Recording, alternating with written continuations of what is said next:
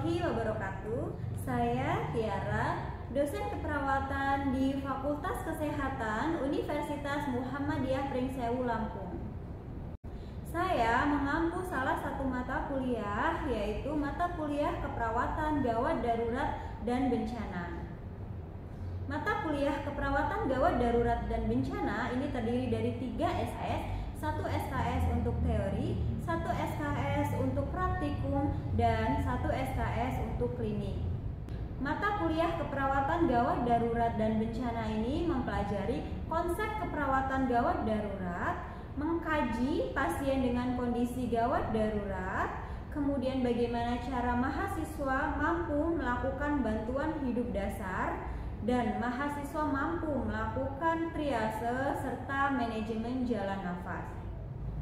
Adapun capaian pembelajaran pada mata kuliah ini adalah mahasiswa mampu memahami konsep keperawatan gawat darurat, mahasiswa mampu melakukan asuhan keperawatan kondisi gawat darurat, mahasiswa mampu mempraktekkan bantuan hidup dasar pada kondisi gawat darurat, dan mahasiswa mampu melakukan triase serta manajemen jalan nafas baik dengan alat maupun tanpa alat.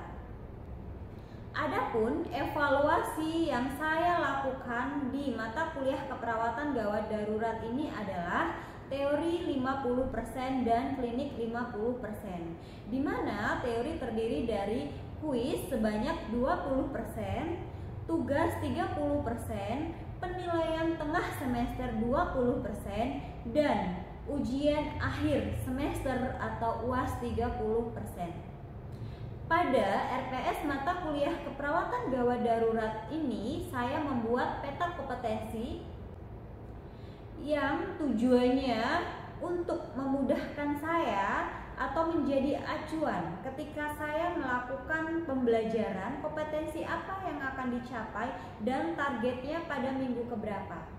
Kemudian pada RPS keperawatan gawat darurat ini saya juga mengintegrasikan nilai-nilai keislaman, yaitu saya memasukkan ayat suci Al-Quran yang berhubungan dengan keperawatan gawat darurat, yaitu salah satu contohnya adalah Quran Surat Al-Isra ayat 7. Kemudian nilai-nilai keislaman berikutnya adalah sebelum mahasiswa melakukan proses pembelajaran, mahasiswa terlebih dahulu akan membaca surat Al-Quran.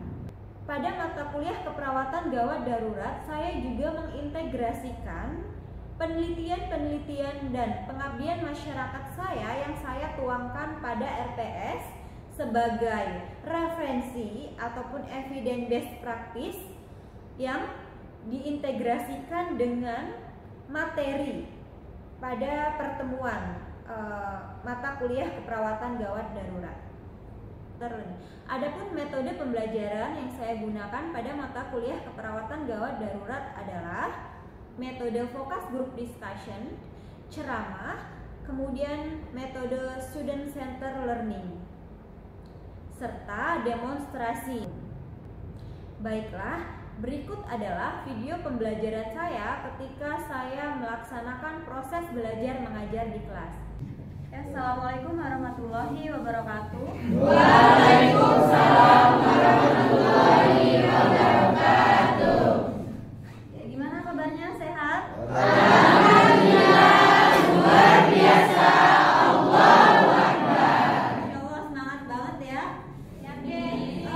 Pada pertemuan hari ini kita akan melanjutkan ya perkuliahan tentang keperawatan gawat darurat. Ya, jadi sebelum kita mulai perkuliahan seperti biasa kita terlebih dahulu membaca ayat Al-Quran ya. Untuk hari ini kita membaca surat Al-Baqarah ayat 183 sampai dengan 184. Kita membaca bersama-sama. Oke. Bisa dipimpin Mas Afri. Pagi hari ini ada baiknya kita membaca Al-Quran terlebih dahulu, yaitu surah Al-Baqarah ayat 183. Bismillahirrahmanirrahim.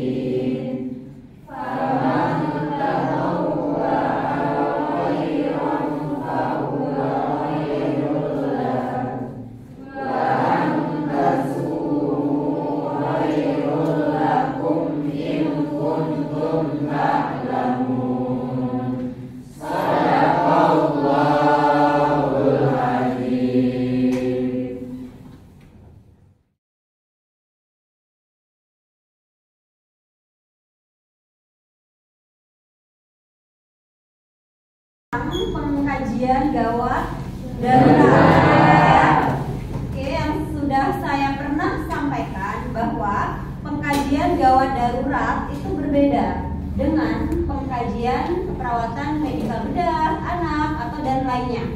Ya, sebelumnya kita mau review dulu ya apa yang harus kita kaji dalam keperawatan gawat darurat. Atau keperawatan gawat darurat itu pengkajiannya terdiri dari 2 poin besar, yaitu apa saja?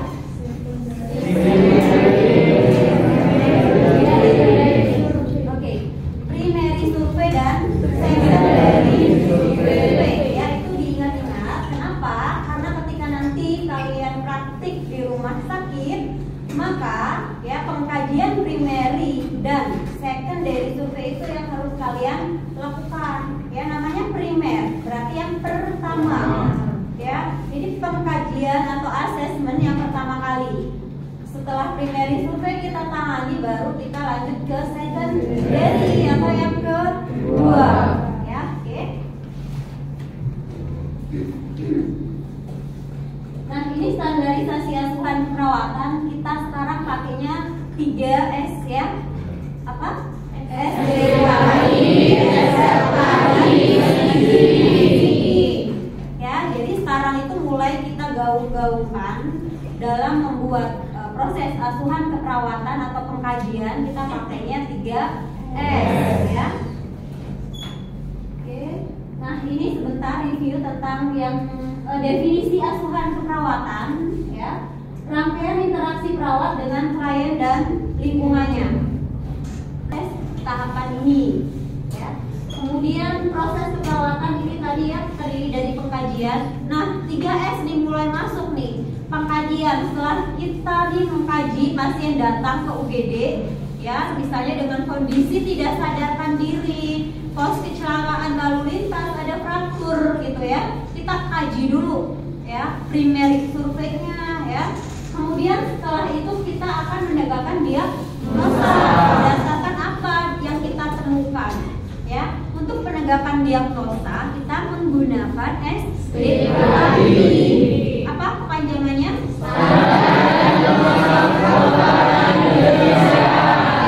Ya, standar diagnosa keperawatan Indonesia. Namanya standar berarti ini sudah terstandarisasi ya. Kemudian perencanaan atau intervensi ini kita pakai SLKI dan CDD. Ya, SLKI ini digunakan untuk menentukan apa?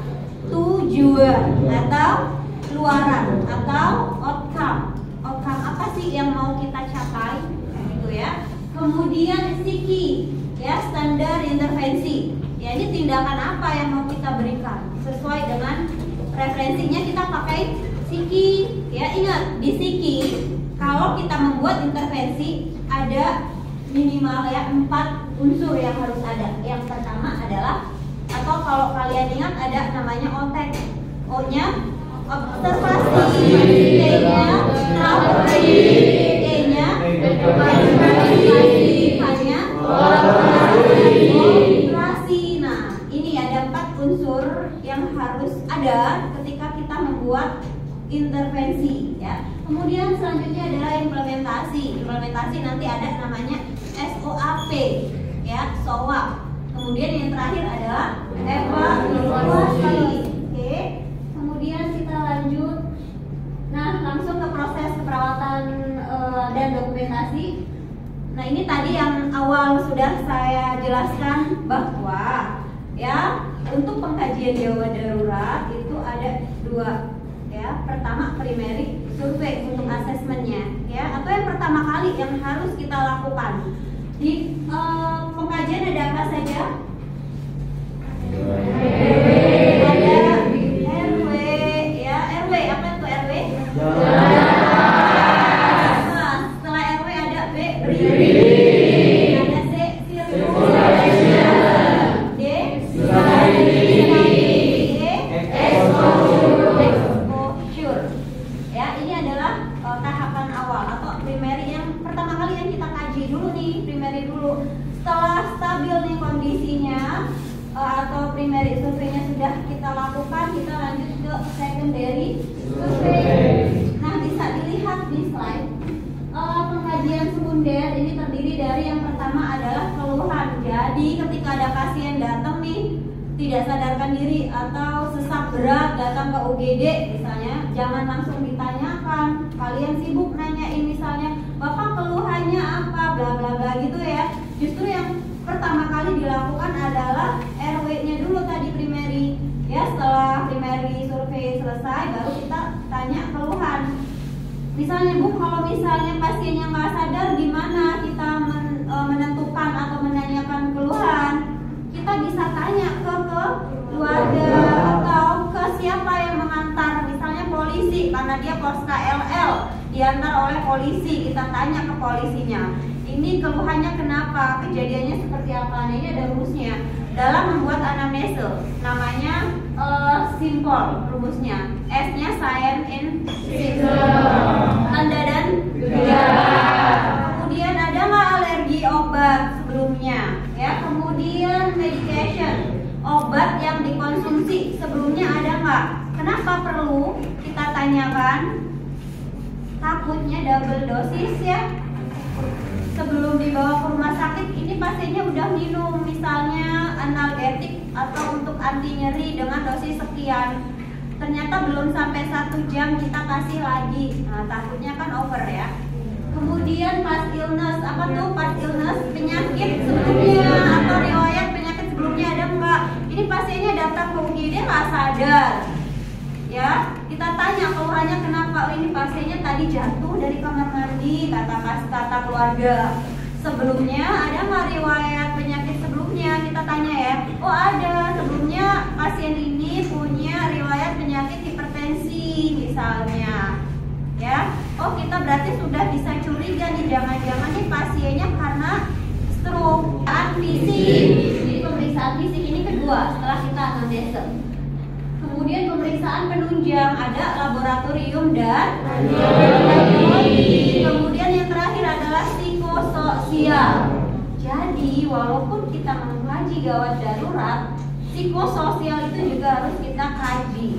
Ya, karena biasanya pasien itu nggak hanya fisiknya ya yang sakit, tapi bisa juga mempengaruhi psikisnya, psikologinya. Next, kita ke langsung.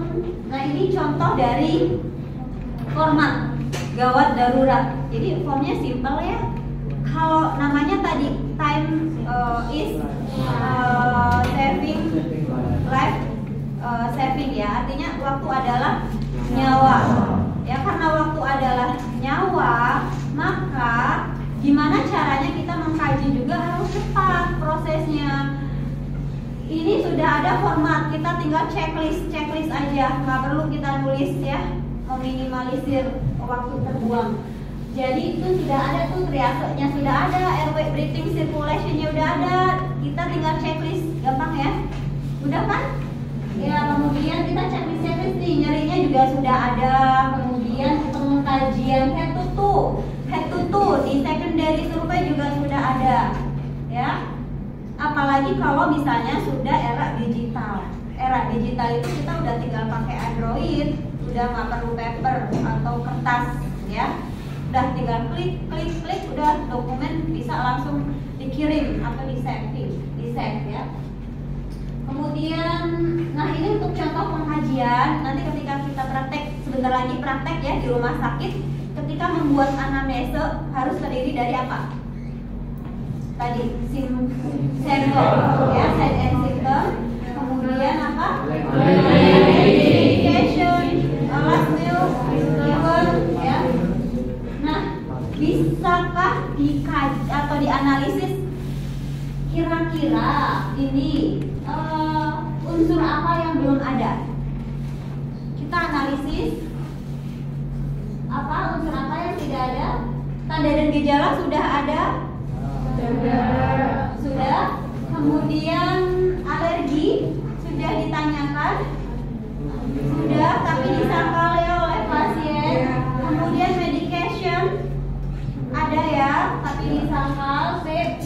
Pas illness sudah ada, hipertensi ya. Kemudian last meal belum. Nah, ini unsur makan terakhir atau last meal-nya belum dikaji. Jadi nggak lengkap ya. Oke. Kemudian, nah ini menegakkan diagnosa keperawatan. Kita menegakkan diagnosa keperawatan berdasarkan apa? Pengkajian, ya. Pengkajian atau keluhan apa yang kita temukan, ya, baru kita bisa menegakkan diagnosa.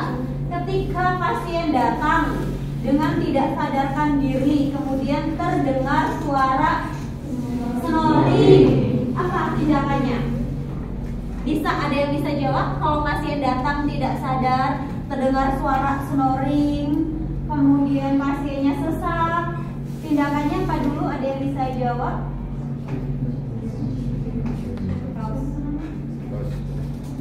Masa nggak ada yang bisa jawab? Tuh.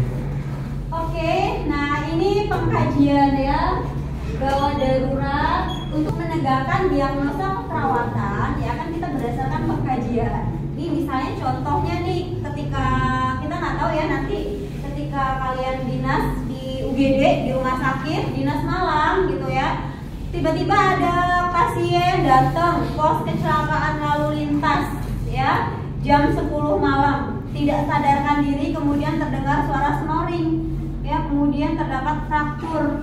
Nah, kira-kira apa nih tindakan pertama kali yang harus kita lakukan? Atau ini si pasien masalahnya ada di mana? Ada yang bisa jawab? Saya Miss. Oke, silakan. Itu tadi kan pasiennya itu nggak Boleh sadar. berdiri. Oh iya Miss. Itu tadi kan pasiennya itu masalahnya nggak sadarkan diri sama ada suara snoring ya Miss. Ya. Nah jadi itu masalahnya itu di airway Miss, di bersihan jalan napasnya. Terus tindakannya itu di Miss. Ya, oke, silakan. Berdiri Miss. Diri. Anak tadi itu kan pasiennya itu nggak sadarkan diri, terus ada suara snoring ya Miss. Jadinya itu tuh masalahnya itu di airway Miss, di bersihan jalan napas. Terus pasiennya itu tuh pengennya dipasang OPA. Oke, good. Ya, terima kasih Resta. Ya, Ya, karena tadi pasiennya ada suara snoring, dicurigai ada sumbatan ya. Ya, oke, maka dilakukan pemasangan OPA. Terus ada lihat ya. Nah, ketika ada masalah di RW ya dan ada sumbatan tadi, maka diagnosa yang bisa ditegakkan adalah bersihan. Oke, good. Next ke breathing ya. Breathing ini ada 3 diagnosa yang bisa kita angkat. Yang pertama adalah gangguan pola nafas tidak efektif. Yang kedua gangguan, Kemudian kita selanjutnya di breathing ya. Pengkajian di breathing ada 3 diagnosa perawatan yang bisa kita angkat. Yang pertama adalah gangguan pernapasan. Yang Yang kedua, pola nafas tidak efektif. Kemudian yang ketiga, gangguan ventilasi spontan. Ya, diingat ya, ini 3 diagnosa yang bisa kita angkat ketika ada masalah di breathing, pernafasan. Kemudian selanjutnya adalah di circulation. Circulation ini hubungannya dengan aliran darah. Maka diagnosa yang bisa diangkat adalah hipovolemia. Kemudian apalagi ada kemudian ada penurunan derajat jantung. Kemudian ada dan yang terakhir adalah resiko. Kemudian ada disability dan exposure. Disability ini nanti penurunan kesadaran ya, kita bisa cek DCS-nya. Kemudian reaksi pupil atau tidak adekuat. Tadi ya, kalau misalnya ada sumbatan di jalan nafas, maka oksigenasi juga akan berkurang ya, sehingga tidak bisa mencukupi kebutuhan tubuh. Okay, next. Kemudian untuk penulisan diagnosa perawatan, kalau aktual kita pakai 3 bagian privat ya. Yang pertama, contohnya nih, ada misalnya nih masalah pola nafas tidak efektif, berarti membuatnya pola nafas tidak efektif berhubungan dengan apa? Misalnya kalau pola nafas misalnya spasme ya, kemudian ditandai dengan apa gitu ya.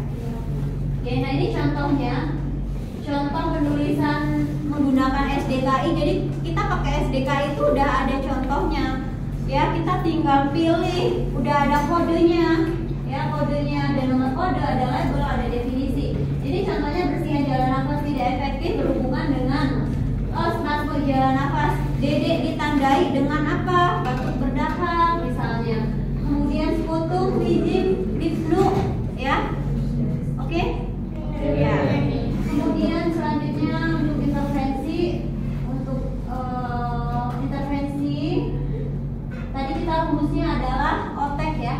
Membuat intervensi yang pertama observasi, T-nya observasi, E-nya nah ini unsur atau poin ini harus ada. Kita tinggal lihat aja kok nanti di buku psiki ya, udah ada contoh, kita tinggal mengadopsi dan menyesuaikan dengan kondisi si pasien. Next, kemudian kita ke SLAI ya, atau membuat tujuan atau outcome. Kita ada rumusnya SMART ya, spesifik, measurable, akurat, realistis, dan timely. Contohnya seperti apa SMART gitu ya. SMART itu kan pintar ya, tapi SMART di sini singkatan. Jadi ketika membuat tujuan, ini contohnya, contoh setelah dilakukan tindakan keperawatan selama ya 3 jam ya, diharapkan bersihan jalan nafas meningkat gitu ya. Jadi harus rasional nih. Di UGD kan kita waktunya sebentar ya, hanya dalam hitungan jam. Jadi ketika membuat tujuan itu juga harus rasional ya, jangan 2 kali 24 jam. Orang pasiennya aja di UGD nggak sampai 24 jam gitu kan, jadi hitungannya jam aja, 3 jam atau 4 jam. Kemudian harus bisa ada target ya, kemudian harus rasional. Kira-kira 3 jam itu bersihan jalan nafas, kalau teratasi rasional nggak? Tidak, berarti meningkat ya. Oke, kemudian nah ini ada contoh kasus, kita akan analisis. Sebelum dicontoh kasus, kita lanjut ke implementasi dulu ya. Dalam membuat implementasi nanti ada namanya SWOT ya. Oke, SWOT. S-nya apa? Subjektif. Nah, ini ya. Atau pernyataan pasien atau orang lain ya. Kemudian O-nya objektif atau yang bisa diukur, bisa diamati. Kemudian A, analisis atau interpretasi. Dan P-nya itu planning, target untuk hari berikutnya. atau intervensi berikutnya apa? Kita harus ada planning, ya. Nah, ini contoh dari pembuatan swab ya. Oke. Kemudian selanjutnya ini ada yang terakhir adalah evaluasi ya.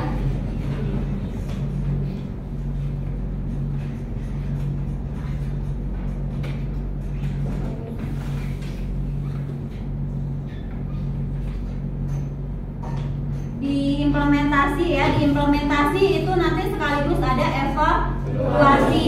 Kalau tadi misalnya ini ada intervensi, kita sudah ada rencana-rencana tindakan yang harus kita lakukan. Setelah itu kita implementasikan kan? Ya, misalnya nih monitor atau observasi pola nafas atau frekuensi nafas. Berarti nanti diimplementasinya kita tindakannya ya. Berarti apa? Memonitor gitu ya. Kemudian nanti dievaluasi kita ada namanya SOAP. So, hari ini terkait dengan pengkajian perawatan gawat darurat. Ada yang mau bertanya? Silakan. Saya Miss.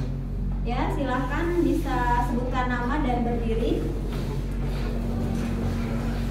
Perkenalkan, nama saya Priyansa. Izin bertanya, Miss. Ketika ada pasien datang ke UGD dengan keluhan tidak sadarkan diri, setelah mengalami kecelakaan terdapat fraktur femur dekstra dengan perdarahan masif dan terdengar snoring. Tindakan apa yang dilakukan pertama kali saat terjadi kecelakaan tersebut? Oke, terima kasih pertanyaannya. Nah, ini ada pertanyaan bagus ya dari Afriansah ya. Ketika ada pasien datang tidak sadarkan diri karena kecelakaan, terdengar suara snoring dan ada fraktur terbuka femur, ya, perdarahannya masif. Tindakan apa yang harus dilakukan? Ada yang bisa menjawab? Oke, silahkan.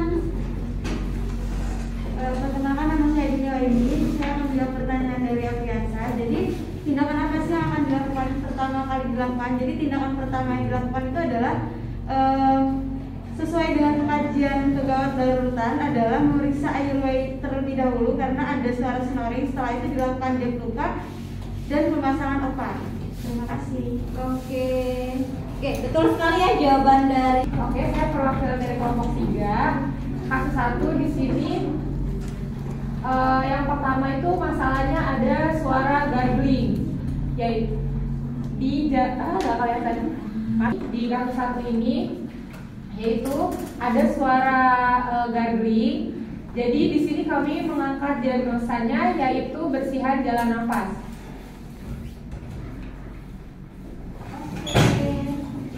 Ya. Untuk selanjutnya ya kelompok 3 sudah mencoba menjawab ya. Diagnosa pertama adalah bersihan jalan nafas. Dan pada kasus ini ternyata ada lebih dari satu diagnosa. Adakah yang bisa menjawab atau kelompok mana yang mau menjawab diagnosa kedua atau diagnosa berikutnya? Oke, silakan. Saya Rizka Diana, perwakilan dari kelompok 1.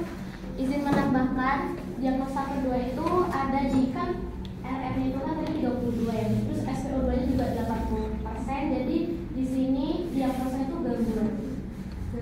Perkuliahan kita pada pagi hari ini sudah selesai dan sangat menarik, sangat antusias mahasiswa D3 Keperawatan. Jadi saya juga semangat ya mengajarnya. Mudah-mudahan nanti ilmu yang hari ini kita dapatkan ya bisa bermanfaat ya, dan nanti kita juga akan melaksanakan praktik klinik ya, semoga bisa diimplementasikan ya terkait dengan pengkajian gawat darurat.